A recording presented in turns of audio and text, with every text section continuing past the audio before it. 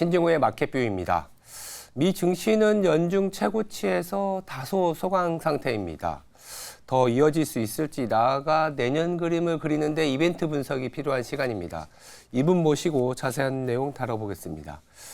김장열 유니스토리 자산운용 투자전략 본부장 나와 있습니다. 안녕하세요. 네, 안녕하세요. 네. 일단 오늘의 주제부터 보면서 얘기를 좀 나눠볼게요. 지금 우리가 이제 2024년을 이제 좀 준비하고 있는 상황에서 미국의 대선도 있고, 그렇죠. 물론 또 저희가 이 시간을 빌어서 많이 얘기하겠지만 내년에는 또 선거의 해라고 할 수 있는 맞습니다. 부분들입니다. 먼저 이런 부분들을 이제 보는 이유는 최근에 어제 그제는 조금 소강 상태이긴 한데 미등시가 연중 최고치에 오면서 그렇죠. 다시 또 뽑을 수 있느냐, 이게 또 정치적인 이벤트하고도 연결되다 보니까 다를 수가 있는데요. 연말 랠리까지 내지는 숨고르기 장세 이렇게 보는 분위기 일단 먼저 짚고 넘어갈 필요가 있습니다. 일단 어저께 오늘은 또 약간의 국채가 다시 많이 내려가서 이게 약하게 보합권에서 약간 올라가기도 하고 나스닥은 그렇게 봤는데요. 일단 절대적으로는 미국장은 좀 올랐다. 그런 경계감이 있는 상태에서 고용 지표를 좀 확인하고 싶어하는 심리가 있어서 조금 더 대기하는 중인 것 같습니다.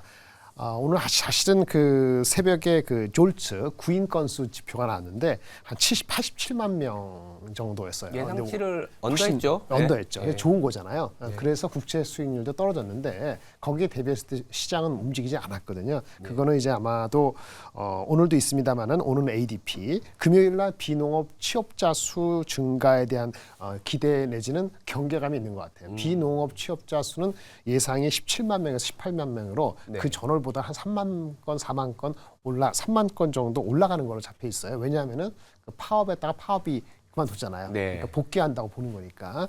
그래서 요거까지 확인하고 나서 월요일 날 올라갈지 금요일 날 올라갈지 그거 결정하다 보니까 주식은 약간 경계감이 아직은 녹아 있다라고 말씀을 드릴 수 있겠고, 어저께는 오늘은 올랐습니다만 엔비디아가 그 최대 주주 그 경영진의 그 매각 소식이 있어서 심리를 좀 고점 신호다 이런 시그널이 있다 보니까 오늘은 반등했습니다만 그런 전반적인 것이 많이 올랐을 때 나올 수 있는 경계감의 표현이다라고 볼 수 있겠습니다.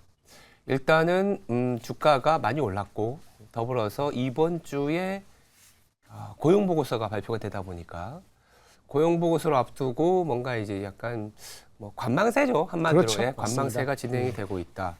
이런 가운데 이제 이번 주 고용 보고서 끝나고 나면 다음 주 FOMC 소화될 거고, 물론 켜켜이 쌓여 있는 이벤트도 있지만 중장기적으로 봤을 때 우리가 굵직하게 테마나 하나의 트렌드를 잡아가는 건 또 정책이지 않습니까? 그렇죠. 정책에서 우리가 이제 좀 더 챙겨봐야 되는 게 미국 쪽입니다. 미국이 내년에 대선이 열리는데 미국뿐만이 아니라 전 세계 50%의 인구가 선거를 맞이하게 되는데요. 최근에 이 바이든과 트럼프 사이에서 공화당 쪽에 니키 헤일리 이렇게 월가가 지지하는 사람도 나오고 있습니다. 유엔 대사였죠. 후보자별로 당선 시나리오가 좀 필요할 것 같습니다. 아직은 그 헤일리 전 대사라는 분이 좀 올라오긴 했습니다만은 젊잖아요. 여성분이고 어텐션을 받고 있는데 트럼프가 워낙 압도적이기 때문에 인기 비중이 60대 10 정도밖에 안 돼요. 트럼프가 60이고 이분이 올라와서 10 정도 되고, 다른 조그맣다기 뭐하지만 다른 그 공화당의 후보자들은 눈에 보이지가 않죠. 한 자릿수에 놀고 있다 보니까 그 중에 이제 군계 일학식으로 눈에 띄었다는 거고, 특별히 정책적으로도 트럼프하고 아주 크게 차별화되지는 않기 때문에 신선하다는 측면에서 아직 주목을 받는 정도로 보시면 될 것 같고, 시나리오라면 여전히 트럼프냐 아니면 바이든이냐 여기에 따른 시나리오인데, 이미 트럼프는 예전에 집권을 했었기 때문에, 그리고 현재 한 여론조 다릅니다만 3%에서 5% 정도 바이든에 대비 우세하다는 게 아직까지 여론조사이다 보니 아직까지는 이미 주가에는 트럼프가 됐을 경우에 피해주, 수혜주 이런 거에 대한 얘기가 어느 정도는 주식시장에 들어가 있다고 보여져요. 그러다가 이제 내년도 3월 달하고 7월 달에 두 번의 큰 분기점이 있을 수 있다고 보여지는데요. 3월 5일 날인가 3월 달에 그 큰 스테이트 주에 그 빅 선거가 하나 있는데, 그것이 이른바 슈퍼 화요일이라 해가지고 15개 주가 경선이 있거든요. 3월 5일이 분기점이고요. 왜냐하면 그 전으로 트럼프에 대한 그 첫 기소에 대한 재판이 3월 5일 슈퍼데이 그 전으로 있어요. 아. 3월 달이 매우 중요하고요. 네. 그걸 그때에도 불구하고 트럼프의 인기가 여전하다 그러면 그 시나리오를 가지고 7월까지 갑니다. 그러니까 7월 달에 전당대회가 있거든요. 7월에 전당대회. 예. 그래서 주식 시장에 영향을 미치는 건 트럼프발 만약에 이게 격변이 있다 그러면은 아마 일북이 지나가기 전 본격적인 봄이 맞이하기 전 3월 달 정도에 주식시장에 한번 요동이 칠 수 있고 네. 그다음에 전당대회가 있는 7월 달 정도 전후해 가지고 한 번은 겨울 지나기 전, 여름 지나기 전에 한 번씩 주식시장에 영향을 미칠 수 있다. 그래서 12월, 1월, 2월에 만약에 랠리가 우리 전체적인 시장에 올라가면은 그때는 경계 심리가 나올 수도 있고 만약에 그렇지 않고 서서히 올라가면 한 6, 7월 달에 그런 여건이 발생해 가지고 주식시장에 나쁘게 반영되든 좋게 반영되든 간에 변동성이 있는 거죠. 3월 달, 7월 달 이렇게 슈퍼 튜즈데이하고 그다음에 경선, 공화당 대선 경선 요 두 가지 포인트를 보시면 될 것 같은데 시장은 거의 80% 녹아 있고요. 당연히 트럼프가 되면은 뭐가 되죠? 그 신재생 관련되는 여러 가지 IRA 법 같은 경우가 바뀌지는 않더라도 시행 단계에서 여러 가지 속도 조절은 최소한 불가피하다는 것이 현실화되기 때문에 지금은 다 반영이 안 됐더라도 그때 되면은 거의 완벽하게 반영될 가능성이 있죠. 그것이 지금 리스크라고 볼 수 있겠습니다. 지금 화면에 나오고 있지만 양 정당에서의 공통 어젠다 같은 경우엔 누가 되더라도 좋은 게 UAM 쪽이네요. 맞습니다. UAM 쪽이고 우주항공. 인프라 쪽도 뭐 어느 정도는 해당이 되는 것 같고 우주항공도 그런데 이제 공통 어젠다야 그렇다 치더라도 네네. 최근에 이제 관심을 갖는 거는 피해주, 수혜주지 않습니까? 맞습니다. 피해 산업, 아니면 네. 수혜 산업일 수도 있고 아까 말씀하신 것처럼 가까운 시기에는 3월 네네. 그리고 한 7월에 또 이게 공화당 경선이 있으면 약간 요동을 칠 수 있다는데 미리 좀 구분을 좀 해볼 수 있을까요? 네네네. 일단 3월 달까지는 이제는 그 여론조사에 의해서 가는 거죠. 3월을 이제 되고 나면 15개 주 하고 나면 공화당 될 때까지는 본격하는 거니까 주가의 임팩트는 사실은 여름에 더 크다고 봐야 돼요. 근데 그 지금부터 2월 달까지는 그 여론전에 의해서 계속 가는 거기 때문에 선거 말고 그 재판에 대한 게 있는 거잖아요. 그런 심리전에 능한 사람이 유리하다 봅니다. 그래서 트럼프가 잘 끌고 가면은 한 3월 달 그 주요 15개 주에 대한 경선 거기서는 우세할 수 있어요. 그다음은 달라질 수 있어요.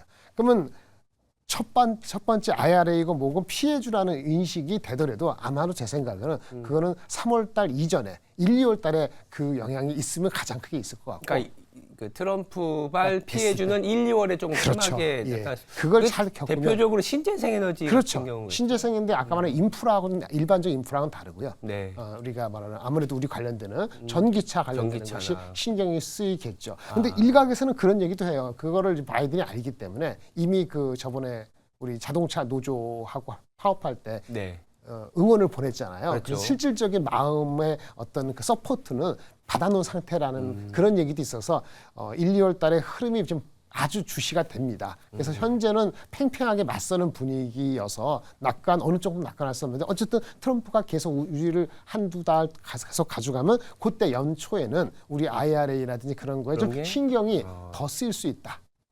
그 다음에는 만약에 이게 상당히 경합을 보이면은 안 될 수도 있는 거 아니야? 바이든이 될 수도 있지 않아?라고 생각되는데 다시 바이든이 될 수 있어 없을 하는 거는 아이러니하게도요. 이 금리 인하 이슈가 들어갑니다. 그러네요. 금리 인하가 가장 빠르면 3월 달에 된다는 약간 설익은 전망도 있고 우리 일반적인 거는 그래 이렇게 2분기 후반 정도. 6월 7월 돼야 되잖아요. 네네네. 그 6월 7월이 언제예요?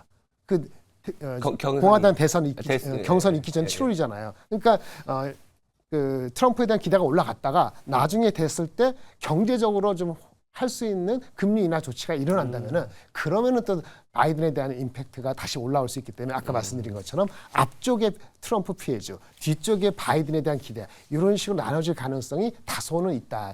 현재로서는 그렇습니다. 알겠습니다. 그렇다면 또 전체 시장에 대한 분위기를 좀 살펴보면 미국은 4년마다 이제 대선이 있으니까 워낙 또 통계도 100년 이상의 통계가 있어서 이 뭐 프리 일렉션 데이에서 뭐 대선 전회의 수익률, 네네.